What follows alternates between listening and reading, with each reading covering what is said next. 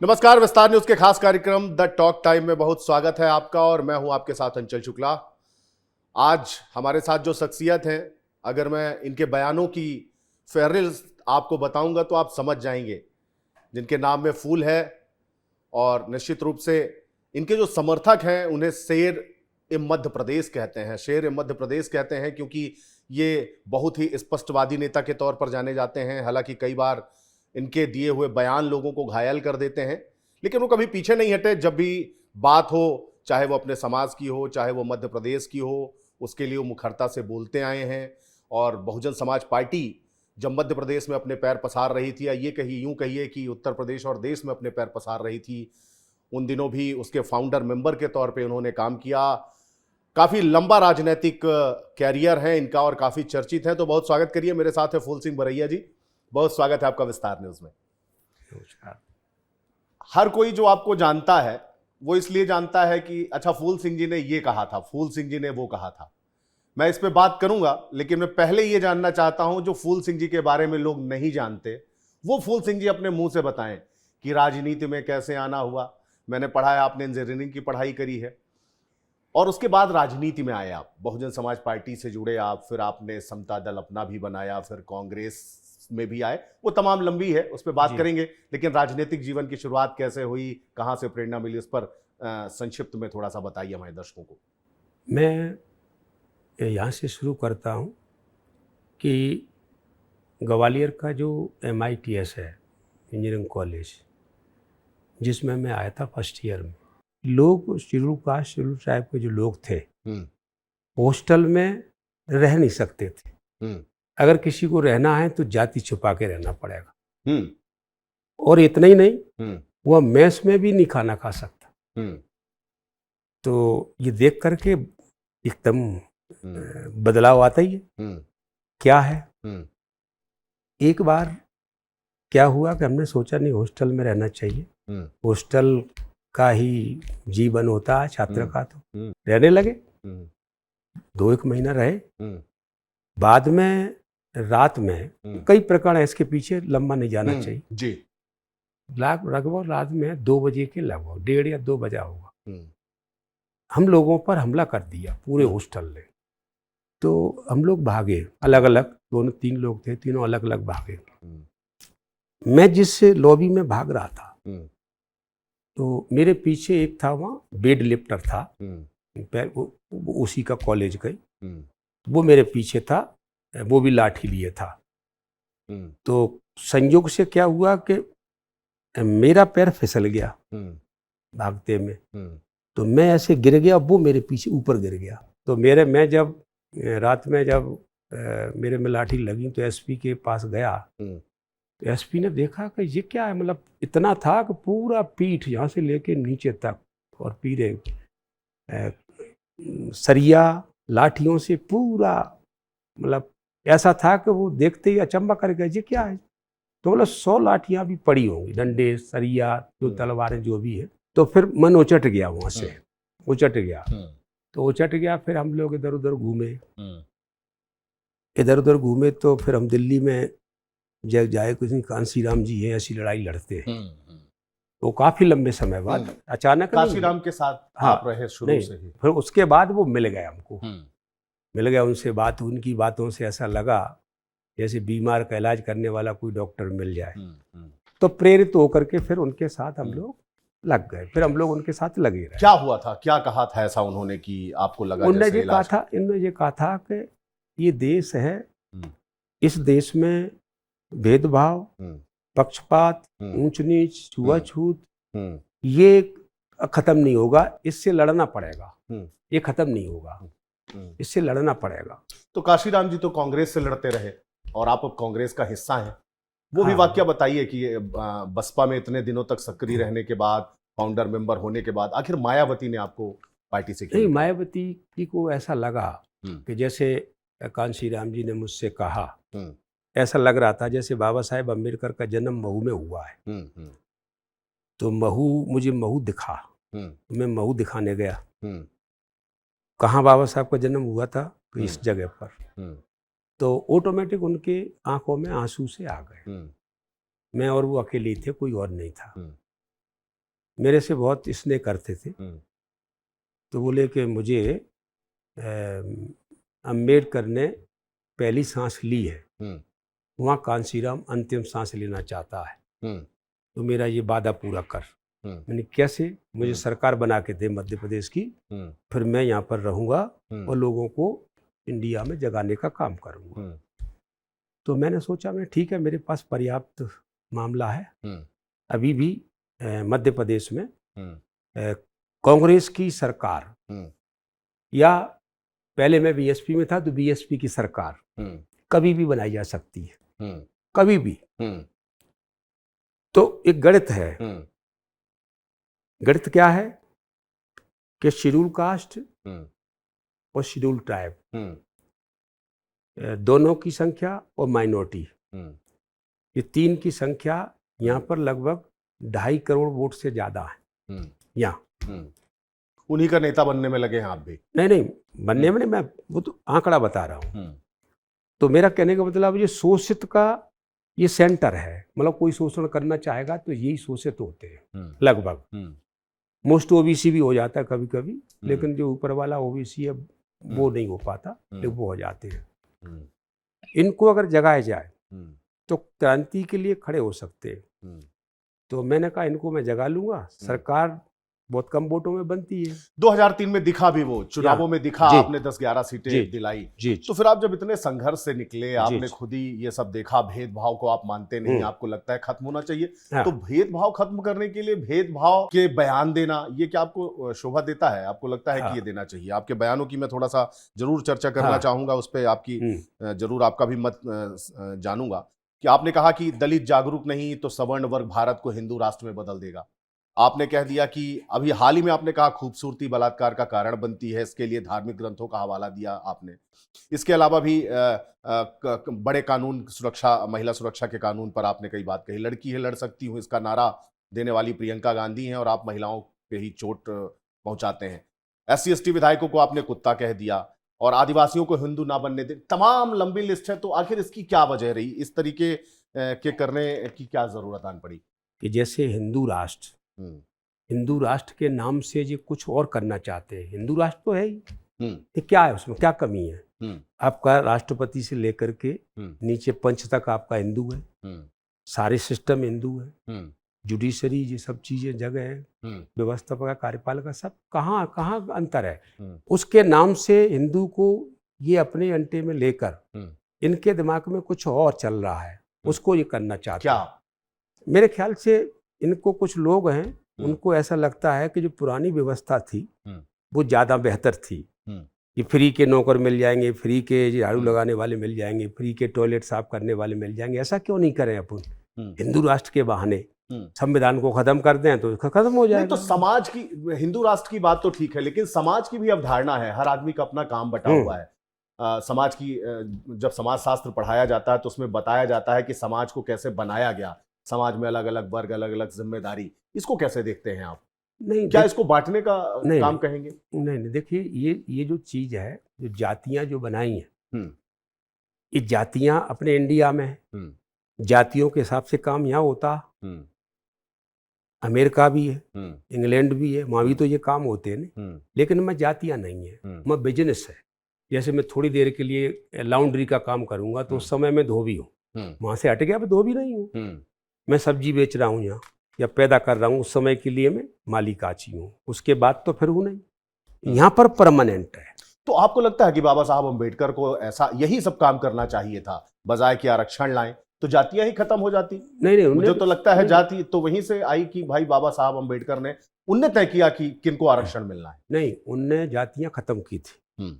आप संविधान में अगर आप देखेंगे जी, संविधान में सिर्फ शेड्यूल कास्ट है, ट्राइब है, माइनॉरिटी है, जनरल है, ओबीसी है। अब कोई आदमी शेड्यूल कास्ट में, शेड्यूल कास्ट ठीक है, अपने से ही कहूँ, अब मुझसे कोई कहे कि शेड्यूल कास्ट नहीं है, क्या हूँ? तो मेरी जो पर्टिकुलर जाति है उसको नाम लेके कहेगा। मैंने कि नहीं, संविधान में शेड्यूल कास्ट हूँ। जैसे मैं पर्चा नौकरी का फाइल करूँ तो मेरा पर्चा जाएगा तो वहाँ पर मुझसे पूछा जाएगा कि आप अपनी जाति बताइए। तो जाति के नाम से मुझे वो प्रमाण पत्र देना पड़ेगा शेड्यूल कास्ट का। हम्म, शेड्यूल कास्ट अगर हमने नहीं लिखा तो नौकरी नहीं मिलेगी। तो संवैधानिक जाति अब शेड्यूल कास्ट है। देश में माहौल नहीं बना उस मान्यता के लिए, नहीं 5 जाति रह जाती हैं और 5 की खत्म होकर के फिर कभी न कभी एक रह जाती। भाजपा ने तो ज्ञान में बांट दिया है, 4 वर्गों में बांट दिया है समाज को। ये तो नई शुरुआत हो ही रही है, नहीं क्या मानते हैं आप? 5 वर्गों में है। पहले भी 5 वर्गों में था, ब्राह्मण, क्षत्रिय, वैश्य, शूद्र और अंत्यज, जिसको बहिष्कृत कहते हैं। शूद्र बिरादरी शेड्यूल कास्ट शेड्यूल ट्राइब नहीं है, जो बहिष्कृत है। और शूद्र है जो ओबीसी की बिरादरी है। ब्राह्मण, क्षत्रिय, वैश्य तो है। आज वो SC ST OBC minority general वो ही है, तो उसमें कोई बात नहीं है। तो इसमें ये था कि हम इसको इसलिए रोकेंगे कि हिंदू, अगर वास्तव में आप हिंदू राष्ट्र बनाते हैं, जैसे उसका भी उत्तर आ जाएगा उसमें दूसरे पॉइंट का, आपने महिलाओं को कहा है। हाँ, आपने कहा कि सुंदर महिलाएं हाँ, दिख जाएं तो मन विचलित होता है। ऐसा क्यों कहा आपने? क्या ऐसा होता है? जी, या फिर क्या अपराधियों को आपने क्लीन चिट दे दी कि नहीं आपकी गलती नहीं है, वो महिलाओं की गलती है? सुनिए, वो जो मैंने कहा था वो ऐसा नहीं कहा था। मैंने जो कहा था वो बता रहा हूँ कि अभी लगातार जैसे मीटिंग चल रही, हिंदू सम्मेलन, तो बार बार करके वो हिंदू सम्मेलन हो रहा है, वो वहीं से चंदा लेते हैं, वहीं खाना खिलाते हैं, ये कर रहे हैं, जबरन कर रहे हैं, जो नहीं देगा चंदा वो हिंदू नहीं है, ऐसा दबाव सब बन रहा था। मेरे पास भी आए, तो फिर अपने मीडिया के पर्सन आए तो बोले हिंदू सम्मेलन हो रहा है, ये है। तो मैंने हिंदू सम्मेलन हो रहा है किस लिए हो रहा है? हिंदू राष्ट्र बनाने के लिए। तो हिंदू राष्ट्र अगर बनता है तो हिंदू राष्ट्र जब बनने वाला है तो जिसको तकलीफ आने वाली है उसे विरोध करना चाहिए। जैसे उदाहरण के लिए उसमें लिखा है, जैसे हिंदू राष्ट्र अगर बन गया मान लीजिए और संविधान खत्म हो गया, तो एक जगह लिखा है चांडाली तू स्वयं काशी, प्रयाग चरमकाणी, अयोध्या पुक्षी प्रोक्ता, रजकी मथुरा मता। इनके साथ सहवास करने पर, समागम करने पर ये फल मिलेंगे। चांडाली के साथ समागम करेंगे तो काशी का फल मिलेगा, चमायन के साथ करेंगे तो प्रयाग का फल मिलेगा, दोबिन के साथ करेंगे तो मथुरा का मिलेगा, कंजरी के साथ करेंगे तो मिलेगा अयोध्या का। नटी कपालिका वैश्या जो लिखा है वो तो किसी ने पढ़ा नहीं। ठीक है। नटी कपालिका वैश्या रजकी, नटी कपालिका वैश्या रजकी ना पितांगना, ब्राह्मणी शूद्र कन्या च तथा गोपाल कन्या, मालाकार कन्या प्रकीर्तिता। ये कन्या, सन्यासी की कन्या, नट की कन्या, धोबी की कन्या, नाई की कन्या, ब्राह्मण की कन्या, माली की कन्या, ये कन्याएं गुप्त साधना के लिए अधिक उपयुक्त है। साधना जो साधना नहीं होती है ईश्वर की। तो मैंने कहा अगर हिंदू राष्ट्र बन गया तो फिर लोग इसकी तरफ दौड़ पड़ेंगे, तो ये तो हमारा तो सर्वनाश हो जाएगा। या फिर अपना वो एजेंडा स्पष्ट करें कि हम हिंदू राष्ट्र बनाएंगे तो हम संविधान खत्म नहीं करेंगे। दिक्कत है या हिंदुओं से दिक्कत? नहीं, हिंदू राष्ट्र में वो संविधान खत्म करेंगे। संविधान खत्म हो गया। आप क्या है, हिंदू हैं क्या है आप? नहीं, मेरी बात अगर पूछें तो मैं कहता रहूं, मेरे कहने से होता क्या? नहीं, कहिए ना आप। नहीं, आप क्या मानते हैं? मुझे मानते नहीं हिंदू। नहीं, आप क्या मानते हैं? नहीं, कई बिरादरियां ऐसी हैं इस देश। हम तो देखो अभी तक तो हिंदू मानते आए। आप खुद को हिंदू मानते आए हैं ना? मानते आए और हैं भी। नहीं, अभी भी मानते हैं? नहीं, वो नहीं मानते। जो हिंदू का जो दूसरे के मानने से क्या होता है? जो उनकी जुडिशरी है वो नहीं मानती। अगर देखिए हिंदू अगर शेड्यूल कास्ट होता, समझिए बात को, तो क्या उसे मंदिर में जाने से रोकता कोई? शेड्यूल कास्ट अगर हिंदू होता तो उसके साथ गांव जाइए जाकर के आप, अलग अलग व्यवस्था है। तो हिंदू होने का मेरा कारण ये है। वाल्मीकि कौन थे? नहीं, वो उसको भी नहीं कोई छूता। कहाँ छूते हैं लोग? नहीं, कोई छूता ही नहीं। अगर आप कहेंगे, जैसे मैं कहूंगा कि मैं भारत देश का निवासी हूं, मैं एक हिंदू हूं, I am Indian, I am Hindu, तो आप क्या बोलेंगे? अगर आप ऐसे बोलेंगे तो क्या बोलेंगे आप? नहीं, अब आप क्या बोलेंगे? मैं फूल सिंह? मैं अपने मन से तो बोल दूं कुछ। अरे मन से क्या होता है? मन से मैं बोल दूं। मैं तो आपको मंच दे रहा हूं, मैं तो कह रहा हूं आप क्या है, बोलिए ना आप क्या है। नहीं, मेरे को भाई आपको कौन क्या मानता है, आपको कौन क्या मानता है, इसको जाने दीजिए चूल्हे में। आप क्या मानते हैं? किसी के मान्य, मैं अपने आप में कहता रहूं, वो मान्यता मिल जाएगी। नहीं, मान्यता मिलने से मतलब नहीं है। नहीं, फिर अपनी भी मान्यता होती है। नहीं, अपनी मान्यता है नहीं भाई। जो भी बात हम कहते हैं तो वो तो मान्यताओं के आधार पर ही कहते हैं ना। नहीं तो क्या मान्यता बताइए जरा। नहीं तो आप भाई अगर आप इस देश में रह रहे हैं तो मैं तो आपको हिंदू मानता हूं। मानते वो तो आप मानते हैं, आप एक मित्रता के तौर पे कह रहे हैं और वो हो सकता है, लेकिन सिस्टम तो नहीं मानता नहीं। ये कौन सिस्टम, क्या सिस्टम क्या कहता नहीं, है? पूरा सिस्टम नहीं है जो भाई जो तय करते हैं। अच्छा, आप पूजा करते हैं? पूजा करते हैं? नहीं, पूजा नहीं करता। आराधना करते हैं? नहीं। क्या करते हैं आप? किस देवता के? किसी को मानते? नहीं, किसी को नहीं मानता। किसी देवता को नहीं मानते? नास्तिक है? ना, नास्तिक भी नहीं। तो फिर आराधना किसकी? ना मैं नास्तिक हूँ, ना मैं आस्तिक हूँ, मैं वास्तविक हूँ। मानव है, इंसान है, वास्तविक, बस कोई आस्था नहीं आपकी कहीं। राम को भी नहीं मानते? ना आस्था है, ना नास्तिक हूँ, ना मैं ये नकारता हूँ कि ये नहीं है, न ये कहता हूं कि यही सब कुछ है, इसके लिए सरेंडर हो जाऊं। जब आप किसी को नहीं मानते तो फिर आपने ग्रंथों में लिखी हुई बात का हवाला देके क्यों बताया ये काशी वाली जो बात आपने नहीं बताई? अब मैंने आपको क्या फिर कहा? ग्रंथों को भी नहीं मानना चाहिए आपको? नहीं, मैं नहीं मानता। तो फिर उसकी बातों को इसलिए बोला, कोट क्यों कर रहे हैं? उसको लिया कि कल जैसे उदाहरण के लिए मान लीजिए हिंदू राष्ट्र बना, तो हिंदू राष्ट्र बनता है तो ये जो वर्गों के नाम दिए हैं इनके ऊपर तो त्रासदी टूट पड़ेगी नहीं। तो त्रासदी टूट पड़ेगी, तो त्रासदी जब टूटेगी, मैं अकेला नहीं मानता, उससे होता क्या है, मेरा तो पूरा का पूरा सिस्टम मानता है। सभी हमारे मित्र हैं, सभी दोस्त हैं, सभी गांव के लोग हैं, सभी तो कहते हैं हिंदू। चुनावी हलफनामे में आप क्या लिखते हैं? हिंदू लिखते हैं। तो फिर उसमें सब कुछ लिखते होंगे? हिंदू लिखते हैं। तो फिर ये मन में क्यों इतना नहीं क्लेश है? वही तो बात कर रहा हूं कि भाई सामने वाला सिस्टम स्वीकार करे। आपको किसकी मान्यता चाहिए? कौन मान ले कि आप हिंदू हैं तो आप मानेंगे कि हाँ मैं हिंदू? नहीं, हिंदू वाली बात पे मैं ज्यादा उस पर ये नहीं कर रहा। मैं वो बात कर रहा हूँ कि मैं लिखता हूँ, सब कुछ है, लेकिन संविधान खत्म हुआ तो हम ये रिपोर्ट भी नहीं कर पाएंगे कि ये हमारी महिला के साथ ये हो रहा है, क्या है। नहीं, खत्म कौन कर रहा? संविधान खत्म होने की बात कौन कर रहा? आपको क्यों ये माहौल क्यों बनाया जाता है कि संविधान खत्म हो रहा है? तो आपने सुना नहीं है जो मंत्री केंद्र में वो घोषणा कर चुके हैं कि हम तो संविधान बदलने आए हैं। तुम कहा? केंद्र की सरकार में। किस मंत्री ने बोला? अरे मंत्री नहीं, किसने? मैं उसको याद हो, मुझे याद नहीं, स्टेटमेंट दे दूंगा। अच्छा, मंत्री ने कहा हम संविधान बदलने। संविधान खत्म करने की बात आप कर रहे हैं, वो बदलने की बात नहीं। बदलने और खत्म करना एक ही बात है। नहीं, बदलने में खत्म करने में क्या अंतर है? हम तो संविधान बदलने आए। अच्छा, आप बताइए, उस पर संसद एक दिन बंद भी रही थी। आप कांग्रेस पार्टी में क्यों आए? विधायक बनने आए, जनप्रतिनिधि बनने आए, या फिर आपकी विचारधारा कांग्रेस से मेल खा रही थी इसलिए आए?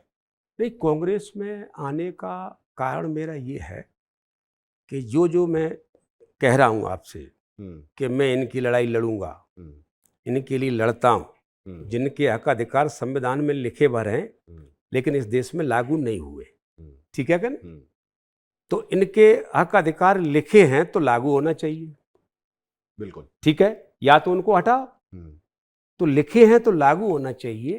तो ये काम एक राजनीति ही कर सकती है, ये कोई और तो कर नहीं सकता। ठीक बात। मेरी पार्टी मेरे हाथ में थी, मायावती जी ने, उनको लगा कि ये आदमी थोड़ा आगे बढ़ रहा है, वो मैं कहीं मध्य प्रदेश का, कहीं कांशी राम जी ने जैसा कहा था, वो मैंने उतनी तैयारी कर ली थी और वो प्रदर्शन हो गया था पूरा, जितना मैंने कहा था ना कि जितने वोटों में सरकार बनेगी उससे दोगुने वोट का मैंने प्रदर्शन कर दिया था, ठीक है कि नहीं? तो फिर मेरा बनना तय हो गया था। तो फिर उनको लगा कि ये नेता बड़ा बन जाएगा और कांशी राम जी इसके पक्ष में, तो उन्होंने एक तरीके से एक ये दुर्घटना सी की थी उन्होंने, और मुझे कांशी राम जी पहले कोमा में चले गए, वो एक बड़ा षड्यंत्र का विषय है। फिर उसके बाद मेरे को पार्टी से उन्होंने बिना कारण बताए पार्टी से निकाल दिया। अब वो पार्टी से निकाल दिया, वहाँ कोई उस समय तक कोई बोर्ड तो बन नहीं पाया था बहुत बड़ा कि वो मान्यता मिल जाए। मान्यता की बात है नहीं, लोग तो बहुत थे लेकिन बोर्ड नहीं बन पाया। तो फिर मैं सोचा मैं अब क्या करूँगा, तो मैंने कोशिश की थी अपनी पार्टी बना करके भी कि मैं खड़ा कर लूँगा संगठन, तो मैं इन हमेशा के लिए कम से कम ये विरोध तो करता रहूँगा ना। तो फिर वो ऐसा नहीं बन पाया। राहुल गांधी अभी मध्य प्रदेश के दौरे पर आए, आप भी कांग्रेस पार्टी में आए, राहुल गांधी से मुलाकात आपकी होगी। बड़ी अच्छी बात आपने कही कि जब काशीराम जी ने आपसे कहा कि जहां पर अंबेडकर जी का जन्म हुआ मैं वहां पर मरना चाहता हूँ, हम्म। और उसके लिए तुम प्रदेश में सरकार मैं बना मरना के नहीं दो, चाहता। बसना चाहता हूँ। नहीं नहीं, शब्द देखो कि जी। किसी के कोट हुए शब्द ये है, हाँ, जहाँ अंबेडकर ने पहली सांस ली, पहली सांस ली, मैं वहाँ अंतिम सांस लेना मैं चाहता वहां हूँ। अंतिम सांस हाँ, लेना चाहता शब्द हूँ, अवधि वही मतलब नहीं, ठीक शब्द है। हाँ, वो कहने ठीक में है। बिल्कुल ठीक बात है कि जहां उनने पहली सांस ली वहां मैं अपनी आखिरी जी सांस लेना जी। चाहता हूँ। तो आपके पास 3 महीने आपने वक्त लिया और आपने कहा कि हाँ मैं काम करूंगा और उसको हाँ, अमल किया। में लाऊंगा। तो कांग्रेस पार्टी में है, अब आप जिम्मेदार पद पे हैं, विधायक हैं, पार्टी की जिम्मेदारियां समय समय पे आपको मिलती हैं, तो वो फॉर्मूला अपने राहुल गांधी और अब अपने प्रदेश अध्यक्ष जीतू पटवारी और पूर्व जो नेता हैं, चाहे वो दिग्विजय सिंह, कमलनाथ और इनको आपने नहीं बताया या आपसे शेयर नहीं किया या मानी नहीं, सुनी नहीं? नहीं देखिए, आप भी जानते हैं हम्म, कि दूसरे घर में जाना हम्म। वो अपने घर में रहना।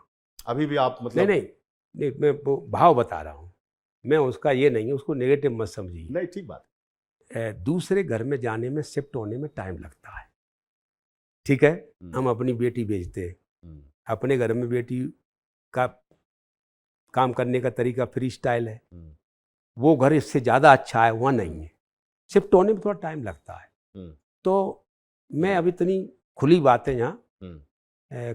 मैं चाह करके भी नहीं करना चाहता हूँ, क्योंकि दिग्विजय सिंह तो आपको मानते हैं, आपके नहीं, आपको दिग्विजय सिंह जी मानने की बात नहीं है। दिग्विजय सिंह जी से मेरे काफ़ी विचार मिलते हैं, मिलते हैं। हाँ, काफ़ी मिलते हैं। जैसे गरीबों के ऊपर मिलते हैं कि गरीबों की लड़ाई लड़नी चाहिए। सवाल ये नहीं है कि हम गरीबों की लड़ाई लड़ रहे हैं तो अमीरों की नहीं लड़े, ये नहीं है। ठीक बात। एक डॉक्टर कैसा होता है, जैसे मेरे पे भी ये आरोप लगते हैं कि आप ब्राह्मणों की आवाज़ क्यों नहीं उठाते, ठाकुरों की क्यों नहीं उठाते, ये आवाज़ मेरे पे भी आरोप लगते हैं। तो मैंने कहा देखिए, मैं पहले आपको स्पष्ट कर दूं, एक डॉक्टर होता है, डॉक्टर किसके लिए होता है? बीमार लोगों के लिए, ठीक है। अब कोई हेल्दी आदमी आ जाए, वो कहे मुझे दवा दीजिए, तो वो डॉक्टर दरअसल उसके लिए नहीं है, वो डॉक्टर है बीमार के लिए। तो शोषित वर्ग जिस दिन शोषित, वैसे होगा नहीं, मैं बात कर रहा हूँ कि शोषित अगर ये वर्ग है, इसकी आवाज़ उठा रहा हूँ, उस लाइन में दूसरा भी कोई शोषित हो के आ जाए, उसकी उठाऊंगा। जब उसकी ना उठाऊं, तब कहना मेरे से कि मैं उनकी आवाज़ क्यों नहीं उठाता हूँ। जब उनका शोषित होकर के आ तो जाए, मतलब कहीं ना कहीं तो कहे कि हम मेरी तो आवाज़। ये जो आप 20,000, 25,000, 30,000 वोटों से जीत के आते हैं, तो इसमें वो वोट किनके होते हैं जिनकी आप आवाज़ उठाते हैं, या वो सारे लोग ही आपको वोट देते हैं? भाई विधायक तो सब मिलके बनाए आपको।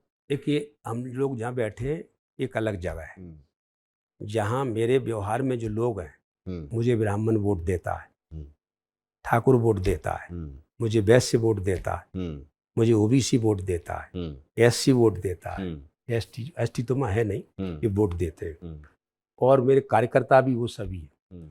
तो मेरे को क्या है कि एक तरह से मैं कहीं जाता हूँ, जैसे अभी जो देखा आपने कहा ये महिलाओं के बारे में जो कह रहे हैं, ये सब मीडिया के द्वारा बनाया हुआ, ये पूरा मेरे को बदनाम करने का तरीका था। अच्छा। हाँ, उन्हें जो मालूम है कि फूल सिंह बरैया के हाथ में अगर कोई सिस्टम आ जाए, सिस्टम मैं सरकार बना के दे सकता हूँ। बहुत सारी बातें हैं आपसे बात करने के लिए। सिस्टम आपके हाथ में आ जाए और आप सरकार बना देंगे, तो 28-29 में सरकार बना रहे हैं क्या मध्य प्रदेश में? जिस पार्टी में आप उसकी सरकार बना रहे हैं क्या? संक्षेप में जल्दी से। हाँ, मैं अगर उसमें सेंट्रल फॉरवर्ड अगर खेलूंगा तो बनेगी, बनेगी। और मैं थोड़ा दाएं बाएं रहूंगा तो नहीं कह सब, मैं कैसे कह पाऊंगा फिर? क्या कोई पद चाहिए आपको, कोई बड़ी जिम्मेदारी चाहिए पद आपको? नहीं चाहिए। आप कह रहे हैं अगर सेंटर फॉरवर्ड खेलूंगा तो मैं सरकार बनाऊंगा। सेंटर फॉरवर्ड खेलने का मतलब ये है कि मेरे से पूछा जाए, मेरे से कहा जाए कि भाई आपके क्या अनुभव हैं, मैंने भी राजनीति की है। पूछते नहीं है क्या ये लोग? नहीं, मनमानी करते हैं सब? नहीं, मेरा मतलब ये नहीं है पूछते नहीं है, मतलब मेरा मतलब 28-29 में अगर वो, अब चुनाव आ रहा है, अभी आया नहीं है, अब पूछेंगे, अगर वो इस तरह की कोई चर्चा होगी कि कैसे बने, तो मैं जरूर, मैं जब अकेला, मैं अपने सिस्टम में, मैंने यहाँ पर जो है एमएलए जिताए अपने, उस जगह में कांशीराम जी का सिद्धांत था कि हम हवाई चप्पल पहन करके सत्ता पर जाना है। ये तो कांग्रेस तो बहुत बड़ी पार्टी है। बिल्कुल ठीक है, ये तो आने वाले वक्त में पता चलेगा। और शुभकामनाएं आपको इस बात के लिए भी कि जब भी राम सेतु बना था तो मुझे याद आता है कि वो एक गिलहरी का भी जो योगदान था उसे भी याद रखा जाता है, और वो भी मानती है कि मैंने भले ही पर एक पत्थर ही फेंका हो पर उसमें मेरा योगदान है, आदमी हक मानता है। और वो हक आप जता पाएं और कांग्रेस पार्टी आपका सहयोग ले, आप सेंटर फॉरवर्ड पे खेलें, क्योंकि कांग्रेस पार्टी को तो जरूरत है कि भाई अच्छे खिलाड़ियों की भी जरूरत है, अच्छे प्लेयर की जरूरत है, अच्छे रणनीतिकारों की भी जरूरत है। तो समय आएगा और पार्टी आपको उपयोग करे और सरकार बनाए। अगली बार किसी और शख्सियत के साथ आपको कराएंगे रूबरू। तब तक मुझे यानी अंचल शुक्ला को दीजिए इजाजत। नमस्कार।